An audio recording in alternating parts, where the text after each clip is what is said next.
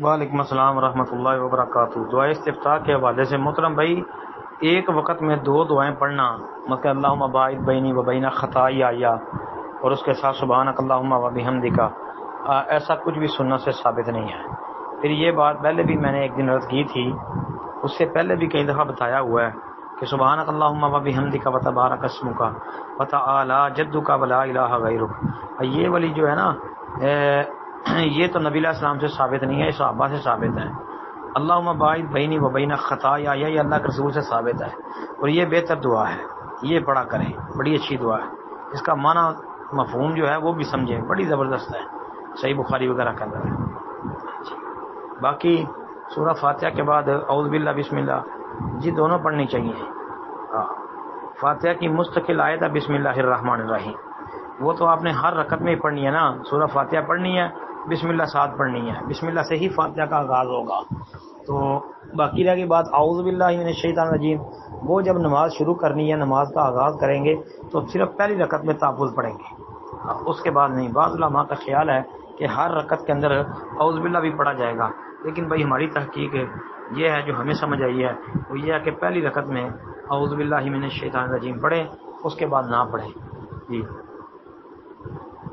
کیونکہ اللہ نے قرآن میں کہا نا فَإِذَا قَرَأْتَ الْقُرْآنَ فَاسْتَعِذْ بِاللَّهِ مِنَ الشَّيْطَانِ الرَّجِيمِ۔ السلام علیکم ورحمۃ اللہ۔ وعلیکم السلام ورحمۃ اللہ وبرکاتہ۔ محترم بھائی کا سوال ہے، کہتے ہیں جی میں مسقط میں رہتا ہوں، تو یہاں پر جو ہے فاتحہ کے ساتھ بھی، یعنی الحمد شریف کے ساتھ بھی کہتے ہیں جی بسم اللہ پڑھتے ہیں، اور پھر جو سورت پڑھتے ہیں اس کے ساتھ بھی بسم اللہ پڑھتے ہیں۔ ٹھیک محترم بھائی، بات یہ ہے کہ بسم اللہ الرحمن الرحیم یہ سورہ فاتحہ کی مستقل آیت ہے جی، سورہ فاتحہ کی 7 آیتیں ہیں، بسم اللہ کو شامل کرو گے تو 7 آیتیں بنے گی۔ اللہ تعالیٰ قرآن میں کہتے ہیں 14ویں پارے میں وَلَقَدْ آتَيْنَاكَ سَبْعًا مِّنَ الْمَثَانِي وَالْقُرْآنَ الْعَظِيمِ، اللہ نے 7 آیتیں جو بار بار دہرائی جانے والی ہیں اور 7 قرآن عظیم عطا فرمایا ہے۔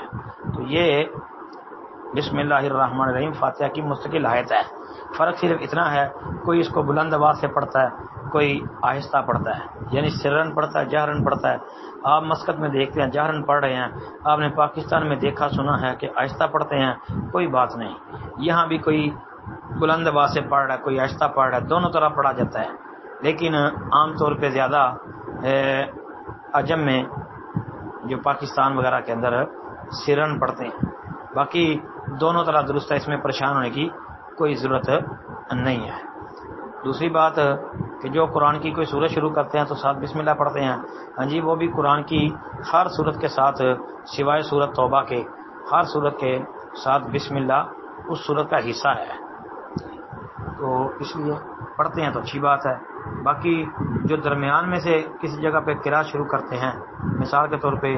افحسب الذین کفروا ان یتخذوا عبادی من دونی اولیاء، یہ اس طرح درمیان میں سے کسی جگہ سے قرآن کا کوئی حصہ پڑھتے ہیں تو آپ کہتے ہیں جی وہاں بسم اللہ نہیں پڑھتے، تو ٹھیک ہے نا، وہاں بسم اللہ نہیں لکھی، وہاں پر وہ تعوذ پڑھ کے تو قرآن کی قرأت شروع کر دیتے ہیں، وہاں بسم اللہ نہیں پڑھتے، ٹھیک ہے۔ السلام علیکم ورحمۃ اللہ۔